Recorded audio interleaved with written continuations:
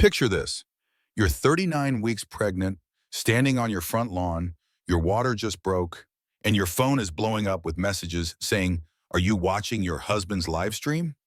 You click the link, and there he is, your millionaire husband, sitting in a penthouse you've never seen, with a woman in his lap, 287,000 people watching, while you're being evicted, while you're going into labor, while your entire life is being packed into boxes by strangers. This isn't fiction. This happened to a woman named Claire Donovan. And what happened next? It gets so much worse before it gets better. Because here's the thing about leaving a narcissist: the real battle doesn't start when you leave. It starts after, when they realize they can't control you anymore, when they weaponize the court system, social media, even child protective services against you. Claire thought she'd hit rock bottom on that lawn. She had no idea. The eviction was just the beginning. There were 3 more catastrophic events coming. Moments where she almost gave up completely. Where she texted her husband, "You win, take custody, I'm done." But she didn't hit send. And what happened in the year that followed changed not just her life, but the lives of hundreds of women who were watching, who were trapped in the same situation, who thought they were crazy. This is the story of how Claire survived the unsurvivable, how a mother-in-law finally chose truth over her own son, how a stranger risked everything to expose years of fraud, and how sometimes losing everything is the only way to find out who you really are. Stay with me, because the ending, you won't see it coming. And somewhere in this story, there might be a truth you need to hear. Let's begin. Claire Donovan stood barefoot on her front lawn in 95-degree Georgia heat, watching her life get packed into cardboard boxes by strangers. She was 39 weeks pregnant. Her belly was so swollen she couldn't see her own feet. The flip-flop on her left foot had broken an hour ago, so now she stood on hot concrete, feeling it burn through her sock. The sheriff's deputy, a man named Owen Marshall with kind eyes and a weathered face, was taping an eviction notice to her front door. Behind him, a moving truck backed up her driveway. Professional movers, not the sheriff's office. Someone had paid for private movers to clear out her belongings. Claire's hand rested on her belly. A contraction rippled through her, not painful yet, just a tightening that made her catch her breath. Braxton Hicks, she told herself. False labor. She'd been having them for weeks. But these felt different. These felt real.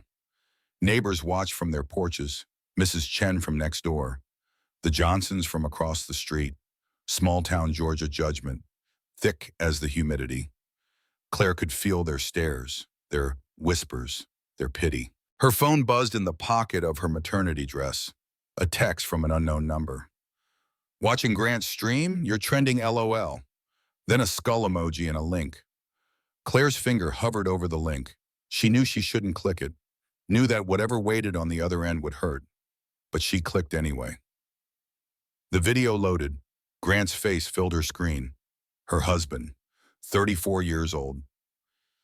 Handsome in that carefully curated way that looked effortless, but took 90 minutes of grooming every morning. His dark hair perfectly tousled, his jaw sharp, his smile wide and charismatic. He sat in a room she didn't recognize, floor-to-ceiling windows overlooking downtown Atlanta, expensive furniture, modern art on the walls, a gaming setup that must have cost thousands of dollars. And sitting in his lap, her legs draped over his, was Tessa Kane. Tessa, the gaming partner Grant mentioned occasionally. 26 years old, blonde, pretty in a way that made Claire feel ancient at 32. Grant laughed at something off camera. The sound echoed from Claire's phone speaker. That laugh, she used to love that laugh. She'd heard it on their first date, on their wedding day, when they'd seen the first ultrasound of Lily. The chat scrolled by on the side of the screen. "Where's the pregnant wife? This is savage. Grant's finally free. That baby probably isn't even his. She's probably watching this right now, lol." Another contraction hit, stronger this time. Claire's vision tunneled.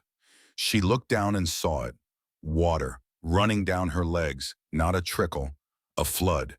Her water had broken, right there, on her front lawn, in full view of her neighbors. with a sheriff's deputy and two movers watching.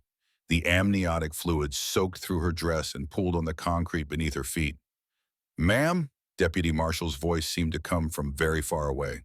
"Ma'am, are you all right?" A cardboard box hit the driveway behind her. One of the movers had started emptying the house. Her maternity clothes exploded across the concrete. Soft pastels, stretchy fabrics, the clothes she'd bought for this pregnancy. The live stream audio kept playing from her phone. Grant's voice, Tessa's giggle, the constant ding of donation alerts. "Yeah, guys, today's the day," Grant was saying on the stream. "Freedom Day. Sometimes you gotta cut dead weight to level up, you know?" Claire looked down at the puddle spreading beneath her feet, then at the eviction notice on her door, then at her phone screen where her husband sat with another woman in an apartment she'd never seen. Her mind couldn't connect the pieces. This was her life. These were the facts, but they didn't make sense together. Another contraction seized her, stronger. Her belly tightened like a fist. She gasped and bent forward. Deputy Marshal was at her side immediately. "Ma'am, you need medical attention." "I need my husband," Claire said. The words came out as a whisper. "Ma'am, I need to get my hospital bag from inside. It's in the nursery closet. Pink duffel. Please." She heard herself begging, heard the desperation in her voice, but she couldn't stop. The hospital bag had everything. The baby's coming home outfit, the tiny hat and booties, the blanket her mother had crocheted before she died. Everything she'd prepared for this moment was inside that house, and they were locking her out. "I'll radio for an ambulance," Deputy Marshal said gently. "I can drive myself. Just let me get the bag. Please. It has the baby's coming home outfit. I embroidered her name. Lily. Lily Grace Donovan." Saying her daughter's name out loud broke something inside her. Lily Grace Donovan, a name they'd chosen together. Grant lying in bed with his hand on her belly, feeling Lily kick. "What about Grace?" he'd said. "After your mom." Claire had cried happy tears, grateful that he understood how much it would mean to honor her mother's memory. Had he been planning this even then? Had he been planning to take everything from her while pretending to give her what she wanted most? Her phone rang. Patricia Donovan, Grant's mother. Claire's thumb hovered over the answer button. Some part of her still hoped. Maybe Patricia was calling to help.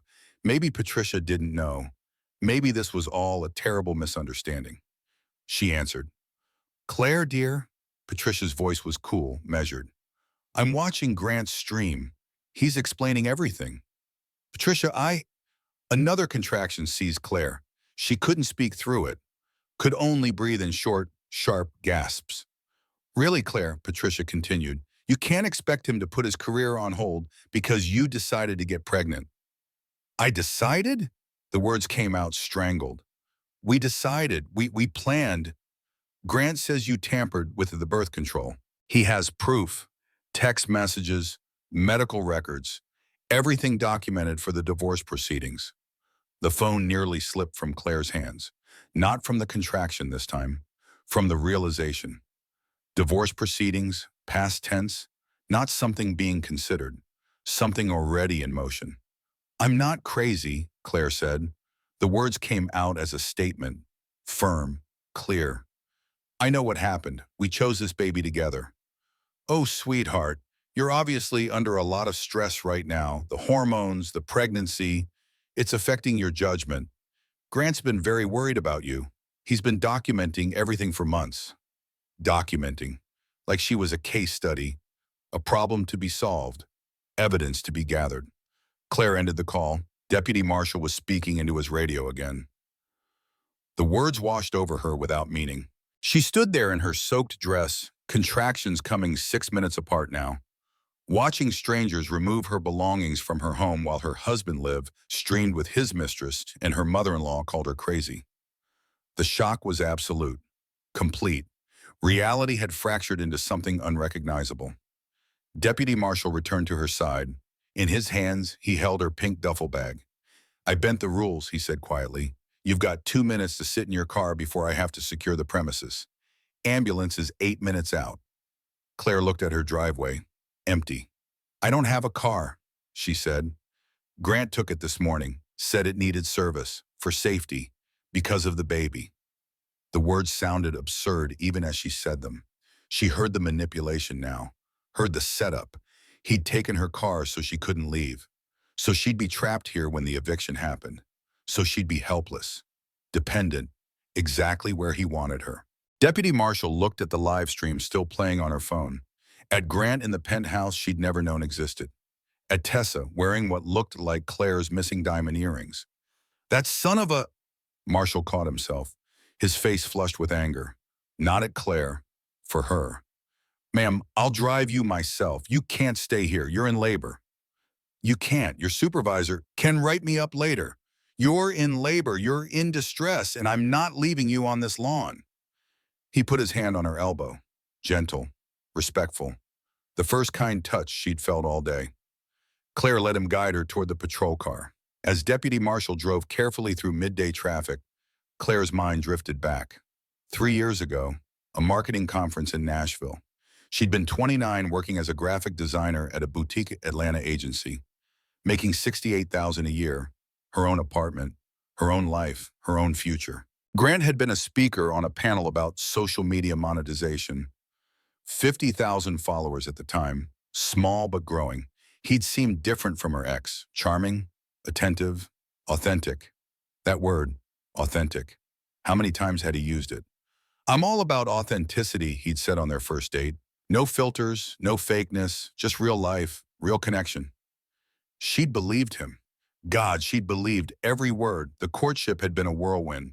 He talked about building a life, not just a following, about Sunday mornings and growing old together, about none of this influencer fakeness, real life. He'd proposed at Stone Mountain. Very Georgia, very public, very filmed. Of course it was filmed. Everything was content.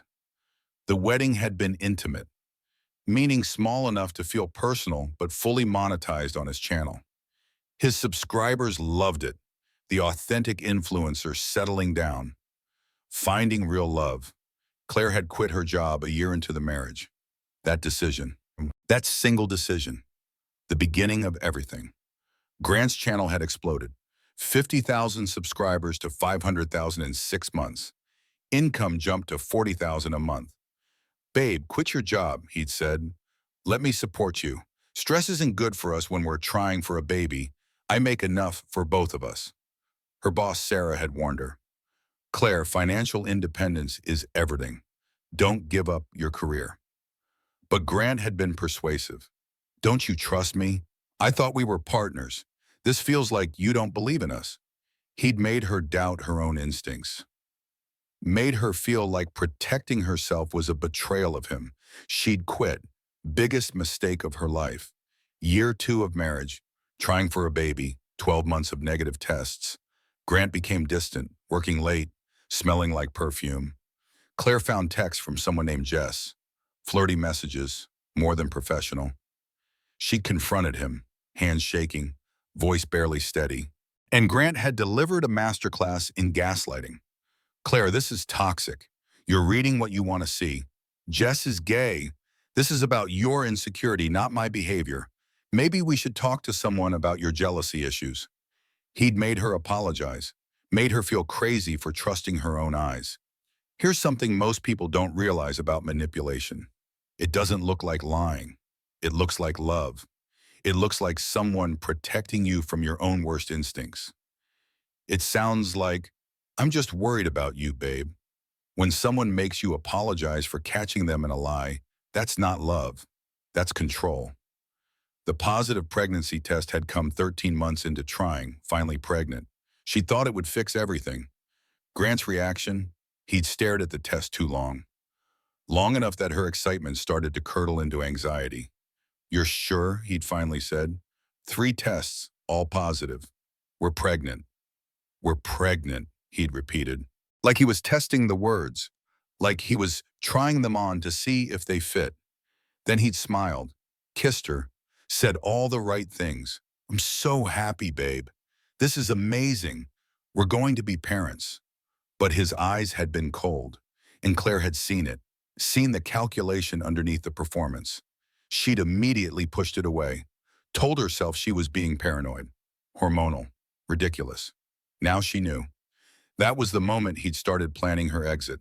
Deputy Marshal's voice pulled her back to the present. Ma'am, we're almost there. How far apart are the contractions? 4 minutes, Claire said. You're moving fast. First baby? First everything, first time single mom, first time homeless, first time fighting a millionaire in court. Marshall glanced at her in the rearview mirror. You're going to make it through this. How do you know? Because you're still here, still fighting, still caring about what's right. That's all you need. The hospital entrance appeared ahead. Claire saw Brooke's car already there, hazards flashing.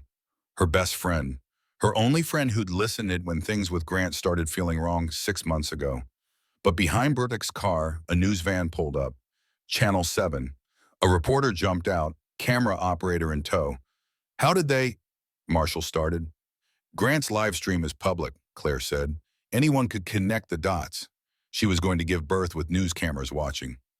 Marshall pulled up to the emergency entrance, killed the engine, looked at Claire with something like apology in his eyes. You ready for this? Does it matter if I'm ready?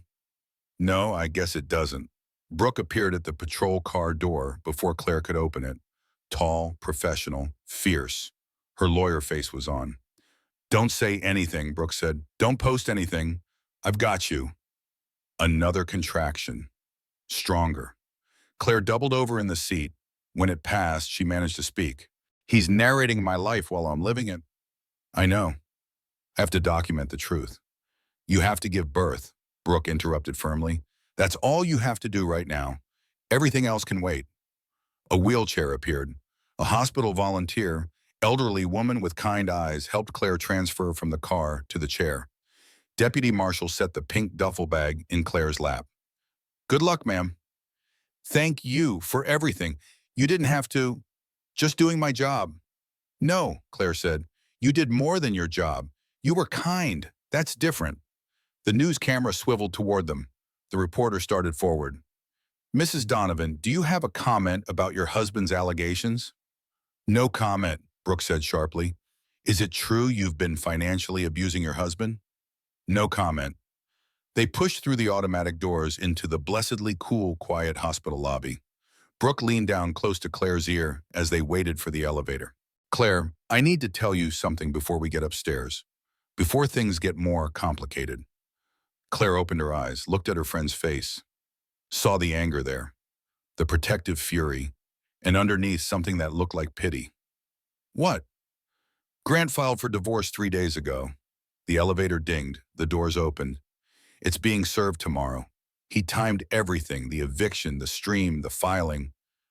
This wasn't impulsive, this is calculated. Claire sat very still. Contractions 4 minutes apart, water broken, in labor with her first child, and her husband had filed for divorce 3 days ago without telling her. She wasn't losing her husband in a moment of passion. She'd lost him months ago, maybe years ago, and she'd never even known. The labor and delivery room was too bright, too cold, too sterile for the destruction of an entire life. Brooke handled the admission paperwork while Claire sat in the wheelchair, contractions 3 minutes apart now. Her mind fractured between physical crisis and emotional devastation. A nurse entered. Her name tag read Sandra. She was in her 50s, competent and efficient. She'd seen everything, done everything. Nothing surprised her anymore.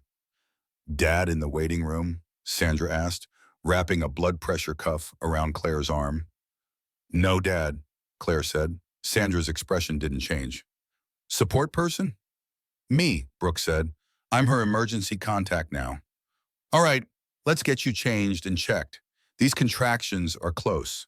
The exam was quick, professional. When it was done, Dr. Helen Bartlett pulled off her gloves. She was in her 60s, kind eyes, no-nonsense hands. She'd been delivering babies for 3 decades. You're at 6 centimeters, Dr. Bartlett said. Moving fast for a first baby. This little one wants out. She's smarter than her mother already, Claire said. Dr. Bartlett paused, looked at Claire directly, really looked at her, not at the patient, at the person. I've been delivering babies for 32 years, she said. Never met a mother who wasn't smart enough. just ones who love people who weren't smart enough to love them back. Claire felt something crack inside her chest. The validation, the acknowledgement that this wasn't her fault. I knew something was wrong, Claire said. I knew it for months. I just kept thinking if I was good enough, patient enough, understanding enough, he'd come back, but he was never there to begin with. No, Dr. Bartlett agreed, he wasn't. Labor progressed, 6 centimeters, 7, 8. The pain became something beyond description, something that narrowed reality down to just this body, this moment, this impossible task. I want to push, Claire said. Not yet, Dr. Bartlett repeated. Your cervix isn't quite ready. Time became strange, elastic. Claire lost track of minutes, lost track of everything except the primal rhythm of her body doing what bodies had done for millennia. Somewhere in the middle of it all, a memory surfaced. 5 months ago, the moment she told Grant she was pregnant, she'd planned a whole reveal. Rose petals on the bed, the positive test wrapped in a tiny box with a bow. Grant had come home late, smelling like cologne and expensive drinks. She'd shown him. He'd stared at the test for too long, long enough that her excitement started to curdle. You're sure, he'd said? That was the moment. That was when he'd started planning her exit, and she'd seen it in his eyes, seen the cold calculation, and immediately pushed it away. Claire! Dr. Bartlett's voice pulled her back. I can see the head. One more big push. Claire bore down with everything she had, every ounce of strength, every bit of fury and grief and determination. And then, with a sensation like the world splitting open, Lily Grace was born. The cry was immediate, loud, furious, the sound of a person announcing their arrival, demanding to be acknowledged. It's a girl, Dr. Bartlett said. Healthy and angry? Perfect. They placed Lily on Claire's chest, wet and warm and screaming. Claire looked down at her daughter, really looked at her, dark hair plastered to her skull, scrunched up face, tiny fists waving. Hi, Lily, Claire whispered. Hi, baby, I'm your mom. Lily's screaming quieted at the sound of Claire's voice. Her eyes opened, dark blue, unfocused but searching. She knows you, Sandra said, covering them both with a warmed blanket. She's been listening to your voice for 9 months. Claire started crying, not from pain this time, from something else, something that felt like grief and joy tangled together so tightly she couldn't separate them. This was her daughter, this tiny person who depended on her completely, who didn't know her father had abandoned them, who didn't know they had no home, who didn't know anything except that she was warm and safe and held. Do you want to cut the cord? Dr. Bartlett asked Brooke. Brooke looked shocked. Me? If Claire's okay with it, since Dad's not here. Claire nodded. Please. So Brooke, who'd been Claire's friend for 12 years, who'd been her maid of honor, who'd been the first person she'd called when things started falling apart, Brooke cut Lily's umbilical cord, the physical separation from Claire. The first moment of Lily being her own person, separate, independent. Apgar scores are great, Sandra announced. 8 and 9. She's perfect. Perfect. What a word. Lily wasn't perfect. She was human, fragile, vulnerable. But she was here. She was real. And she was Claire's. Do you want to try feeding her? Sandra asked. With Sandra's help, Claire got Lily positioned. Lily's mouth opened, searched, found Claire's nipple, and latched on. The sensation was strange, not painful but intense. Intimate in a way Claire hadn't expected. She's a natural, Sandra said. Look at her go. Brooke took a photo with her phone. For you, not for posting, just to remember. As if Claire could ever forget this moment, this feeling, this profound shift in her identity from one person to another. She wasn't just Claire anymore. She was Lily's mother. That would never change. No matter what Grant did, no matter what the courts decided, no matter what happened next. She was Lily's mother, and Lily was hers. 2 hours of peace, 2 hours of just being a new mother with her newborn daughter. Brooke dozed in the corner chair. Sandra checked vitals. Dr. Bartlett stopped by once, smiled, said everything looked perfect. Claire held Lily and thought, maybe this is it. Maybe the worst is over. Maybe from here, things can only get better. She had no idea the worst was still coming. Day 2 in the hospital, dawn light filtered through the blinds. Lily slept in the bassinet beside Claire's bed. Brooke was slumped in the corner chair, finally resting after 18 hours of being Claire's advocate. Claire sat in the dark, holding her phone. She'd charged it finally, and now she was making the mistake of looking at it. 47 missed calls, 132 text messages, most from unknown numbers. She opened her email, 316 new messages. Grant's live stream had gone viral. Of course it had. Drama always went viral. But something had shifted in the comments. Claire scrolled through them. Wait, he streamed while his wife was in labor? That's messed up. Anyone else think this guy is a narcissist? She was being evicted while pregnant, and he was with another woman? That's not okay. The tide was turning. Slowly, but turning. A knock on the door interrupted her scrolling. A woman stood in the doorway. Mid-30s, professional attire, nervous energy. Claire, I'm Rachel Summers. I used to work for Grant as his personal assistant. Claire tensed. I don't want to talk to anyone from Grant's. I'm the one who leaked the divorce filing, Rachel interrupted. I have more, much more. I've been documenting his behavior for 2 years. Brooke woke up immediately, alert despite the exhaustion. Documenting what? Rachel entered, closed the door behind her, pulled out her laptop. Everything. Financial records, text messages, emails, bank statements, a timeline of manipulation spanning years. She opened a folder. Files and files, documents, screenshots, evidence. The penthouse, Rachel said. He bought it with money from his charity, the one he set up for underprivileged kids. The charity is a shell company. He's been funneling money through it for years. Brooke leaned in. This is federal crime territory. I know, I kept copies of everything. I was waiting for the right moment. Why now? Claire asked. Rachel looked at Lily, sleeping peacefully in the bassinet.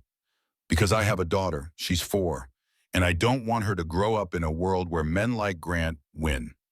For the next hour, Rachel walked them through everything, the charity fraud, the fake consulting fees to Tessa, the planned eviction timeline, the forged prenuptial agreement. Wait, Claire said, what prenuptial agreement? Rachel pulled up a document. This one, that you supposedly signed 8 months into your marriage. Claire read it, her signature at the bottom. Witnessed by Patricia Donovan. I never signed this, Claire said. I know, Rachel said quietly. I was there the day he forged it. He had you sign fake documents, investment forms, boring legal paperwork. Then he forged your signature on the real prenup. Patricia witnessed it. She knew. The betrayal was like a physical blow. Patricia had known, had watched it happen, had said nothing. This gives him everything, Brooke said, reading through the document. The house, the savings, everything in his name, protected, and leaves you with nothing. But if he forged it, Claire said slowly, then it's not valid. Exactly, Rachel said. And I have proof of the forgery, proof Patricia knew, proof of everything. Brooke pulled out her tablet, started taking notes, building a case. Claire, this is it. This is what we need. With this evidence, we can bury him. For the first time in 48 hours, Claire felt something that wasn't despair. Hope. Fragile. Tentative. But hope. We're going to win, she said. Rachel nodded. He's been doing this for years, first to Rebecca, his first wife, now to you. But you're going to be the one who stops him. They spent the rest of the morning going through documents, building timelines, connecting dots. Claire nursed Lily, changed her diaper, marveled at her tiny perfection, while Brooke and Rachel constructed the case that would destroy Grant. By noon, they had it, a comprehensive file documenting years of financial crimes, manipulation, and abuse. The court date is in 2 weeks, Brooke said. We'll present all of this. The judge will see exactly who Grant is. You'll get full custody. He'll get supervised visitation at best. And he'll face federal charges for the charity fraud. Claire looked at her sleeping daughter, at the evidence spread across the hospital bed, at her best friend and this stranger who'd risked everything to help her. Thank you, she said to Rachel. Why did you keep working for him if you knew? Because I needed evidence, Rachel said. And because I wanted to be there when he fell, I wanted to watch karma catch up. Is karma real? Claire asked. Sometimes, Rachel said, when good people make it real. 48 hours later, Claire woke in Brooke's guest house to 47 missed calls.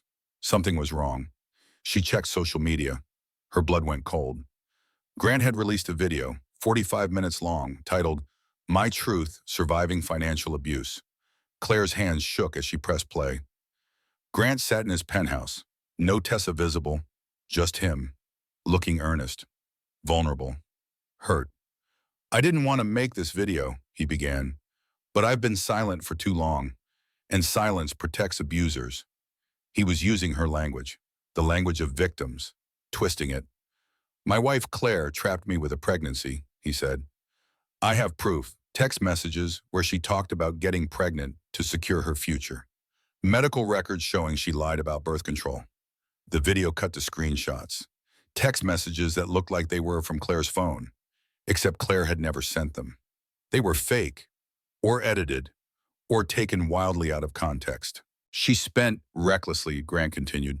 The video showed receipts, every baby purchase Claire had made, every maternity dress, every nursery item, itemized, highlighted, made to look excessive. $20,000 in 3 months, Grant said, on baby items we didn't need, designer clothes, expensive furniture, all while claiming we couldn't afford things I wanted. The comments were already flooding in. Oh my God, she baby-trapped him. Poor Grant, finally speaking his truth. Women like her are why men need protection. The video continued. Grant, tearful now, talked about how he'd been documenting Claire's instability for months, how he'd been worried about the baby's safety, how he'd tried to get her help, but she'd refused. Then came the audio, Claire's voice, crying, saying, I can't do this anymore. I don't know if I want this. It was from a moment 6 months into her pregnancy. A moment of vulnerability when pregnancy hormones had her sobbing over nothing. Grant had held her, comforted her, told her it was okay to feel overwhelmed. And he'd been recording her. He'd recorded her most vulnerable moments, edited them, weaponized them. The video ended with Grant, tears streaming down his face. I love my daughter. I want to be in her life, but I can't stay in an abusive marriage. I hope Claire gets the help she needs. I hope our daughter grows up safe. 2.3 million views in 18 hours. The backlash was immediate. The support for Grant was overwhelming. Claire sat on the floor of Brooke's guest house, Lily asleep in a bassinet beside her, and watched her reputation get destroyed in real time. Her phone rang. Brooke. Claire, don't look at social media. I already did. Okay, we can fight this. We have Rachel's evidence. We have the truth. Brooke. Claire's voice was flat, dead. He's winning. He's always been winning. The truth doesn't matter when he controls the narrative. Claire. A knock on the door. Claire opened it. Hospital security stood there. Behind them, a woman in her 50s. Professional. Exhausted. Mrs. Donovan, I'm Ms. Johnson from Child Protective Services. There's been a report. Ms. Johnson sat across from Claire in Brooke's guest house, a clipboard in her lap, her expression carefully neutral. Mrs. Donovan, we received a report of potential neglect. The caller claims you have no stable housing, no income, and are experiencing postpartum psychosis. Who called? Claire asked, though she already knew. The call was anonymous, but detailed. They mentioned you were evicted while pregnant, have no family support, and made threats against the father. I never threatened anyone. Ma'am, I have to investigate. Standard procedure. I need to assess your living situation within 72 hours. If you don't have stable housing by then, Ms. Johnson trailed off. Didn't need to finish. The unspoken threat hung in the air. They could take Lily. This is retaliation, Brooke said. Her husband is a millionaire influencer who abandoned her during labor. He's systematically destroying her support system. I understand, Ms. Johnson said, but I still have to investigate. After she left, Claire sat very still. Lily was sleeping, 3 days old, perfect, innocent, unaware that her life was being torn apart before it even really began. This is how he wins, Claire said quietly. He doesn't just destroy me. He takes away the only thing that matters. He weaponizes the system against me. We won't let that happen, Brooke said. How do we stop it? He has money, lawyers, public sympathy. What do I have? The truth. The truth doesn't matter anymore. Think about this for a moment. How many times have you seen someone tell the truth and get punished for it? How many times have you watched a manipulator twist reality so effectively that up becomes down, black becomes white, and the victim becomes the villain? That's what Claire was learning. That sometimes the truth isn't enough. Sometimes you need more than being right. You need power, resources, a voice loud enough to be heard over the lies. 1 week later, 72 hours before the CPS deadline, Brooke had solved the housing issue. The guest house counted as stable housing. She'd drawn up a rental agreement charging Claire $1 per month, making it legally binding. Ms. Johnson returned, toured the space, checked on Lily, reviewed pediatric appointment records. "This is suitable," she said. "I'm closing the case. It was clearly retaliatory." Claire should have felt relief. Instead, she felt nothing. Numb, just waiting for the next attack. It came the next day. Brooke called, voice shaking. "Claire, you need to sit down." "What now?" "Grant's lawyer found your old blog from 2015. Claire's stomach dropped. "What blog?" "The one where you wrote about not wanting kids." The memory came flooding back.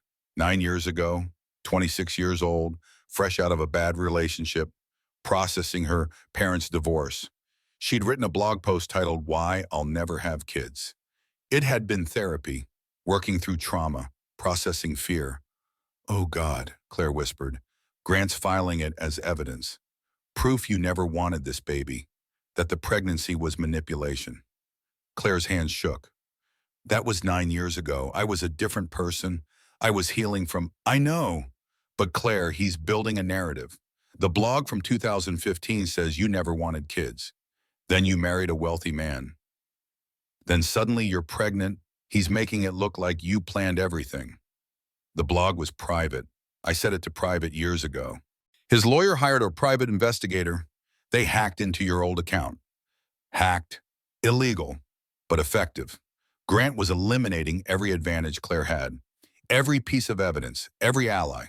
The court date was in 1 week, 7 days, and Claire was losing before they even got to court. 5 days before court, Deputy Marshal showed up at the guest house. He looked sick. "Claire, I'm so sorry." "What happened?" "The sheriff's department is investigating against me for helping you during the eviction. Unauthorized use of department vehicle, interference with legal proceedings. Grant's lawyer filed a complaint." Claire's heart sank. "Owen, no. They're saying I was biased, that I assisted you in evading eviction, that I stole the nursery furniture from the moving truck. You saved me." "I know, but I broke protocol, and now I can't testify in your custody hearing.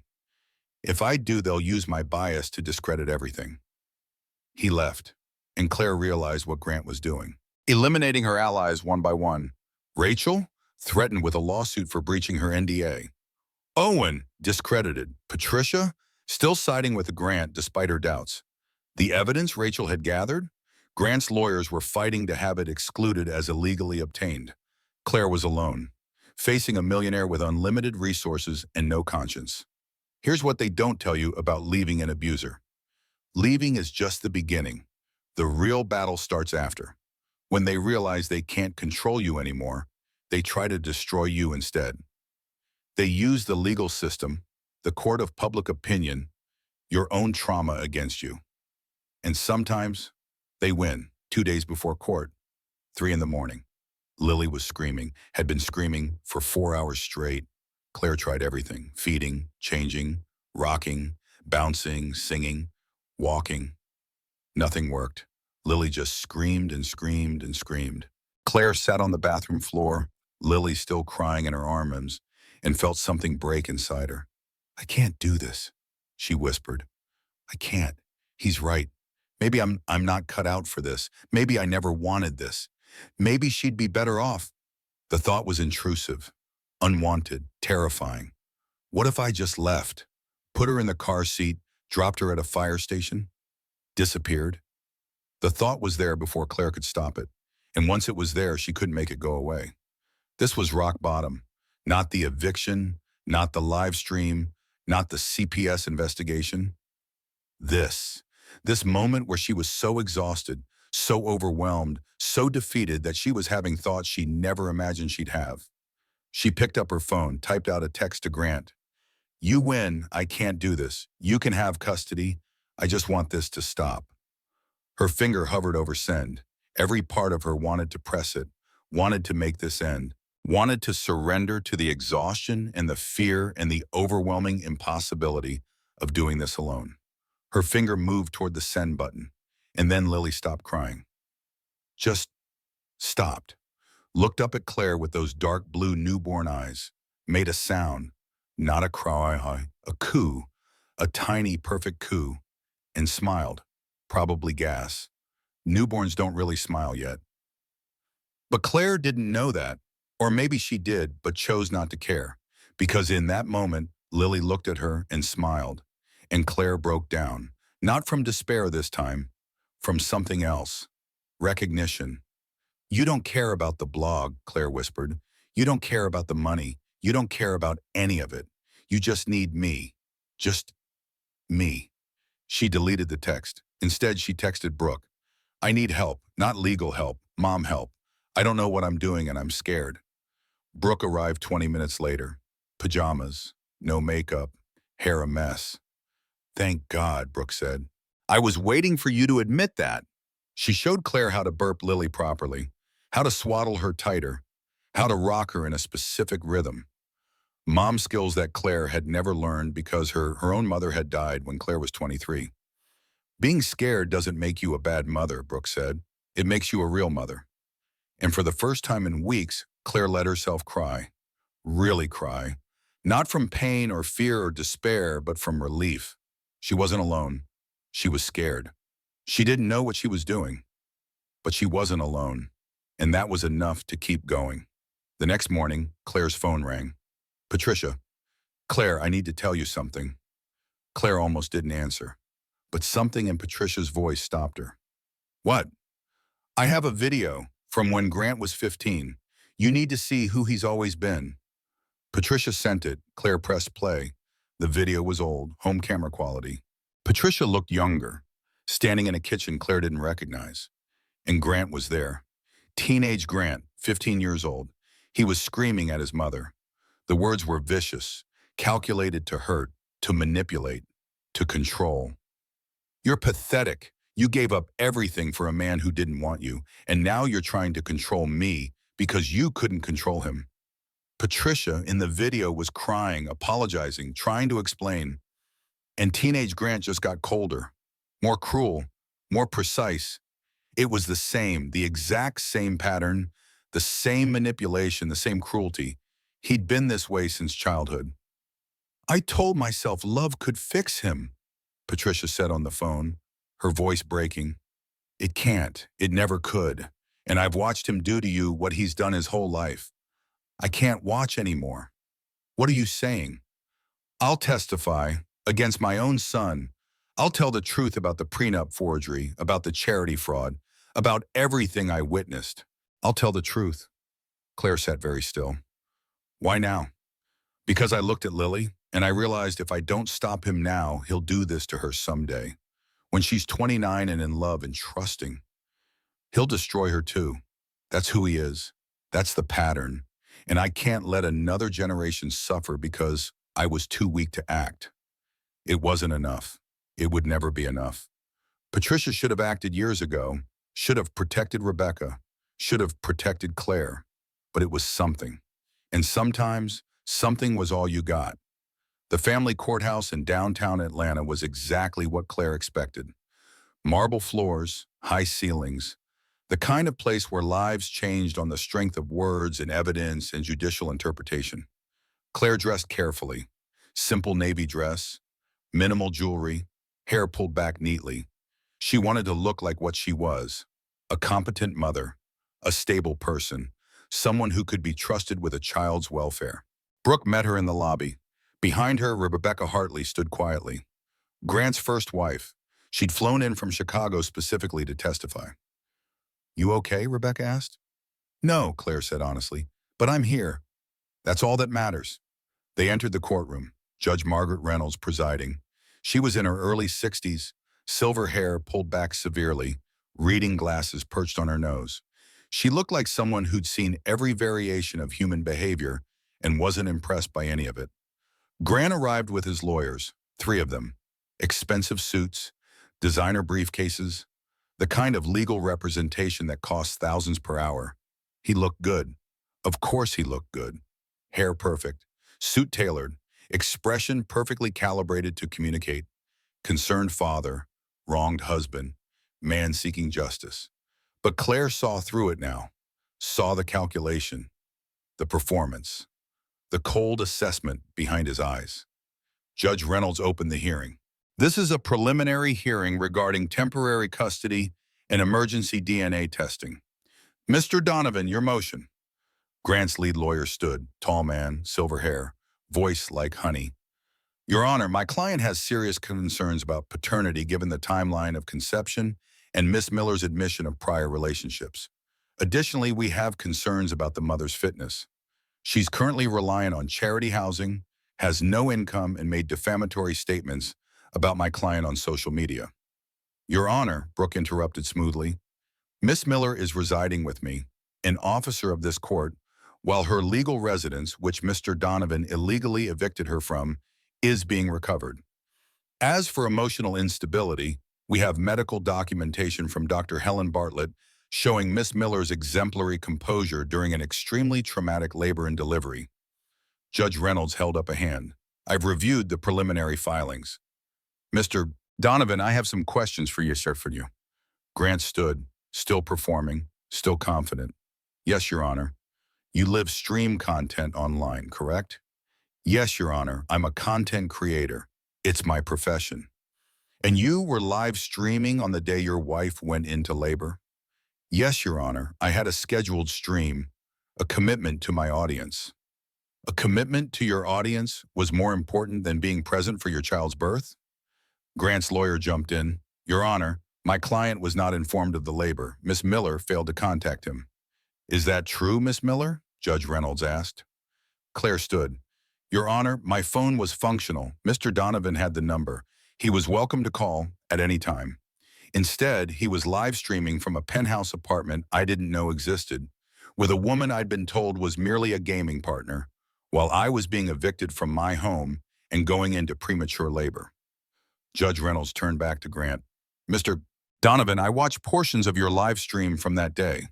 You discussed your wife's eviction in real time, correct? Grant shifted, uncomfortable for the first time. Yes, Your Honor. I was explaining the situation to my viewers. You were narrating your wife's trauma for entertainment purposes while it was actively occurring. I was sharing my truth, Your Honor. Your truth, I see. Judge Reynolds shuffled papers. I also have testimony here from Rebecca Hartley, your first wife. She describes a remarkably similar pattern of behavior: financial manipulation, public humiliation, abandonment during crisis. Can you explain these similarities? Grant's lawyer stood. Your Honor, Ms. Hartley signed an NDA. Her testimony is inadmissible. An NDA procured under duress is not legally binding, Counselor. Ms. Hartley has provided evidence that she was coerced into signing while under extreme emotional distress following a miscarriage. The NDA is void. The courtroom went silent. Judge Reynolds continued. I also have financial documents provided by Rachel Summers, Mr. Donovan's former assistant. These documents show systematic charity fraud, tax evasion, and wire fraud. Mr. Donovan, you're aware that federal investigators have been notified? Your Honor, those documents were obtained illegally. Miss Summers had legal access to those documents as your employee. She's protected as a whistleblower under federal law. Then Patricia took the stand. Claire watched Grant's mother testify against her own son, watched her describe the prenup forgery, the fake documents, the systematic manipulation. Patricia didn't look at Grant once, just kept her eyes on the judge, told the truth. When it was Claire's turn, she spoke clearly, calmly, no performance, just truth.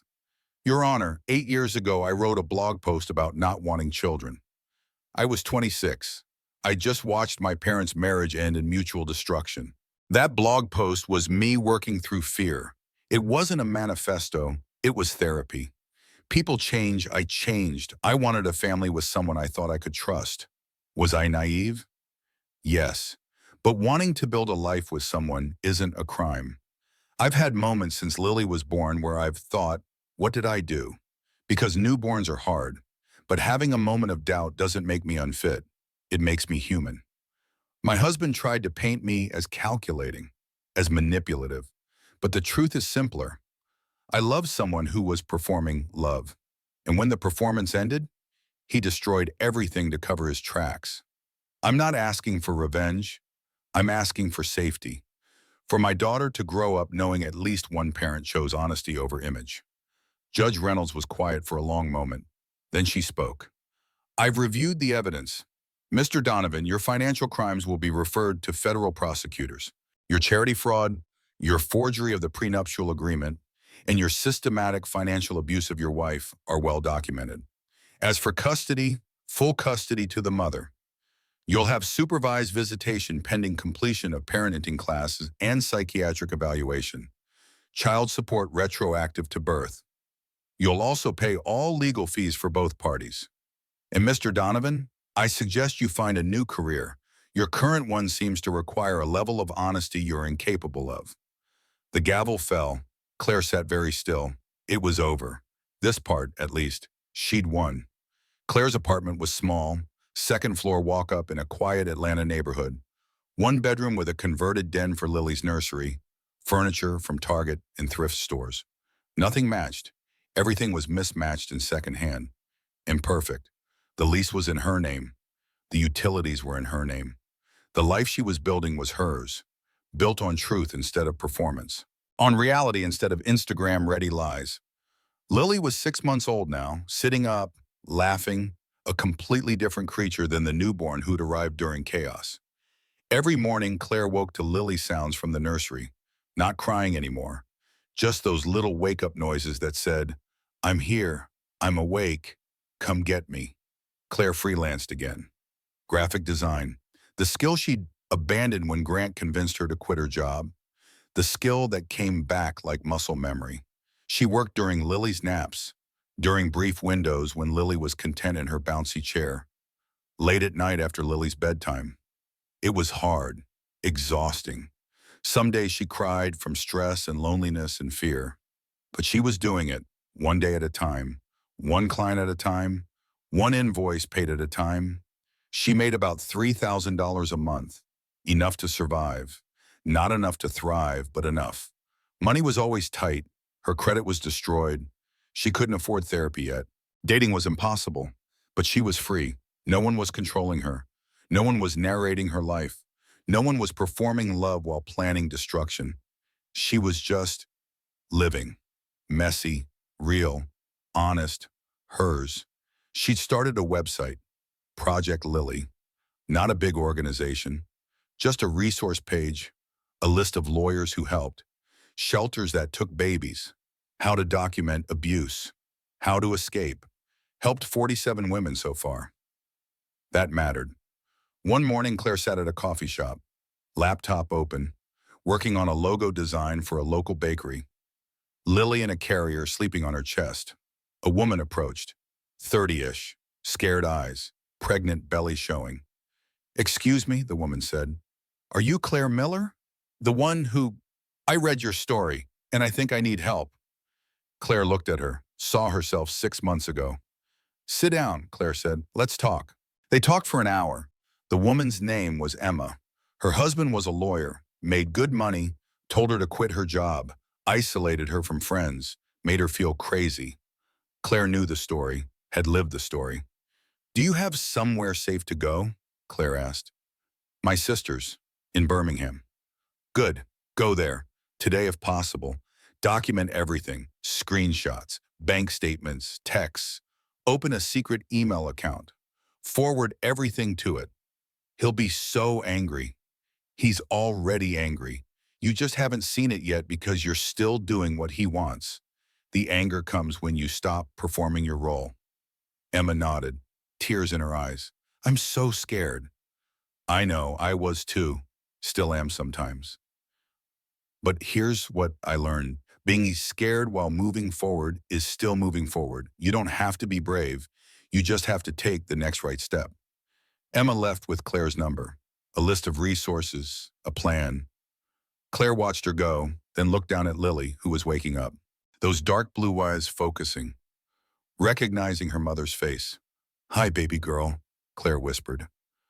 Hi, sweet girl. Lily smiled, a real smile now, not gas, recognition, love. And Claire thought, this is enough. This tiny moment, this simple bond, this real life. Grant's empire had crumbled. Federal charges were pending. His channel was deleted, sponsors gone, following scattered. Patricia had testified and lost her son in the process. She called once a month, asked about Lily, never asked for forgiveness, just quietly tried to do better. Rebecca had become a friend, called weekly, shared war stories, laughed at the absurdity of having loved the same terrible man. Brooke was still Brooke, fierce, loyal, the kind of friend who answered at 3 a.m.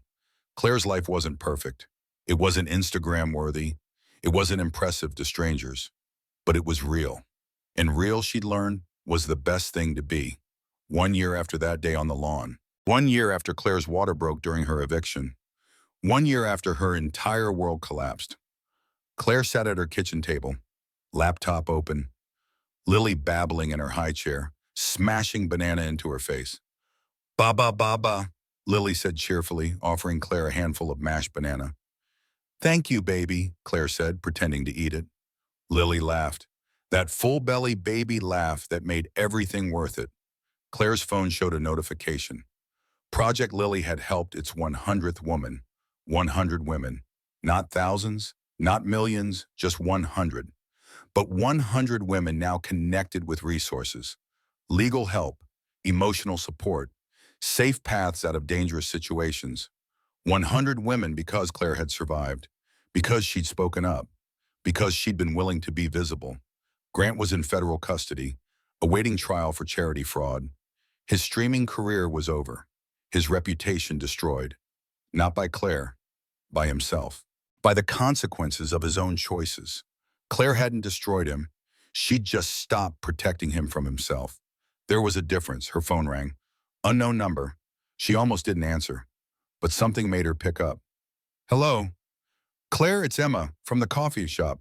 6 months ago, I wanted to say thank you. I left, got divorced. I'm rebuilding, and I wanted you to know that conversation changed my life. After Emma hung up, Claire sat very still. Changed her life. Those words mattered more than viral videos, more than millions of views, more than Grant's fake empire ever had. Real impact, real help, real change, one conversation at a time. Lily threw a piece of banana. It landed in Claire's hair. Claire laughed, pulled it out, threw it back gently. Lily shrieked with delight. This was winning, not revenge, not vindication, not Grant's suffering. This ordinary morning, this real life, this simple joy. Claire picked up her journal, wrote, they say what doesn't kill you makes you stronger. That's not quite true. What doesn't kill you makes you different. Scarred, tired, wiser, more careful. But also, more real. Grant wanted to turn my life into content. He wanted my pain to be his performance. But here's what he didn't understand. Real pain, real survival, real love, that's not content. That's not a story arc. That's not something you stream and monetize. It's just life, messy, hard, beautiful, mine. And I wouldn't trade it for anything, not even the fairy tale version I used to believe in. Because this version, the real one, the one where I'm broke and tired and scared sometimes but free, this version is mine. And mine is enough. Lily banged her hands on the high chair tray. Mama. Her first word, just this morning, Mama. Claire looked at her daughter, at this person who existed because of choices Claire had made. Who would grow up in the life Claire was building? Who would learn about love by watching how her mother loved her? Not performative love, not conditional love, not love that required cameras or witnesses or validation. Real love, the kind that showed up at 3 in the morning, the kind that stayed through spit up and tantrums and exhaustion, the kind that chose someone over and over every day, every moment. Yeah, baby girl, Claire said. Mama's here. Mama's always here. Outside, it was starting to rain, the sound gentle against the windows. Lily watched the drops, fascinated. Claire finished her coffee, planned the day ahead, client meeting at 2, grocery shopping, pediatrician appointment, laundry, the mundane tasks of real life. No drama, no crisis, no cameras, no performance, no live stream trauma, no public betrayal, just life, real life, honest life. Claire's phone buzzed. A text from Brooke. Drinks Friday night, you need a break. Claire smiled, typed back, yes, desperately. She looked at Lily, who was singing to herself now. Not words, just sounds. Baby babbling that was somehow the most beautiful music Claire had ever heard. We made it, Claire thought. We survived. And now we get to do more than survive. We get to live. Lily smiled at her, reached out with banana-covered hands. Claire picked her up, mess and all, held her close, breathed in that baby smell that was somehow sweet despite the banana. I love you, Claire whispered. I love you so much. And Lily, 6 months old, looked at her mother with those dark blue eyes and said it again. Mama. This was everything. This was victory. This was peace. This was home. And it was enough, more than enough. It was everything. The rain continued. Lily babbled. Claire held her daughter and thought about all the women out there, still trapped, still scared, still wondering if they were crazy, still believing the lies their partners told them. She thought about Emma, about the 47 women before her, about the 100 who'd found resources on Project Lily, about Rebecca and Patricia and Rachel and all the women who'd helped her. An army. That's what Brooke had called it. An army of women helping women, breaking cycles, creating change. One woman at a time, one conversation at a time, one truth at a time. That was the real victory. Not Grant's downfall, not the court ruling, not the justice system finally working. The real victory was this. Claire had survived. And by surviving, she'd shown other women they could survive too. That was what mattered. That was what lasted. That was what changed the world. Not viral videos, not millions of followers, not performance in image and fake authenticity. Real connection, real help, real truth. Claire looked at her reflection in the window. Yoga pants with a stain, t-shirt that definitely needed washing, hair in a messy bun, no makeup, dark circles under her eyes. She looked exactly like every other tired mother, exhausted, overwhelmed, running on coffee and determination. And for the first time in years, she was okay with being ordinary, because ordinary was real. Ordinary didn't require cameras, or filters, or followers, or constant validation. Ordinary was sustainable. Ordinary was honest. Ordinary was enough. The story that started on a lawn in 95-degree heat, with a pregnant wife's water breaking during an eviction, while her millionaire husband lived streamed with his mistress, ended here, in a small apartment, with a baby covered in banana, with a mother who'd survived the unsurvivable. Not with revenge, not with a fairy tale ending, not with everything magically fixed, but with something better, something real, with freedom, with truth, with love that didn't require performance, with enough. And enough, Claire had finally learned, was everything. So that's Claire's story. From a front lawn in 95-degree heat to a small apartment where ordinary life became the greatest victory. If this story resonated with you, if you saw yourself or someone you love in Claire's journey, do me a favor. Hit that like button. Not for the algorithm, but because it helps other women who need to hear this find it. Women who are right now standing on their own metaphorical lawn, wondering if they were crazy, wondering if they can survive. Drop a comment below and tell me, what moment in Claire's story hit you hardest? Was it the eviction, the rock bottom moment at 3 in the morning? Or maybe it was that final scene with Lily saying "Mama" for the first time. I read every single comment, and your stories matter. They create a community of survivors helping survivors. Share this video with someone who needs to hear it. You know who I'm talking about. That friend who keeps making excuses for her partner. That sister who's just going through a rough patch. And sometimes all it takes is one story, one truth, one reminder that you're not alone to change everything. And if you want more stories like this, real stories about real people surviving impossible situations, hit that subscribe button. We're building something here, an army of truth tellers, people who refuse to let manipulators win, people who know that real life, messy and imperfect, is better than any performance. Because here's what I've learned from telling these stories. You're not crazy. Trust your instincts. Document everything. And know that on the other side of leaving is a life that's real. It won't be perfect, but it will be yours. Thanks for listening to Claire's story. I'll see you in the next one. Take care of yourselves, and remember, surviving is just the beginning. Living is what comes next.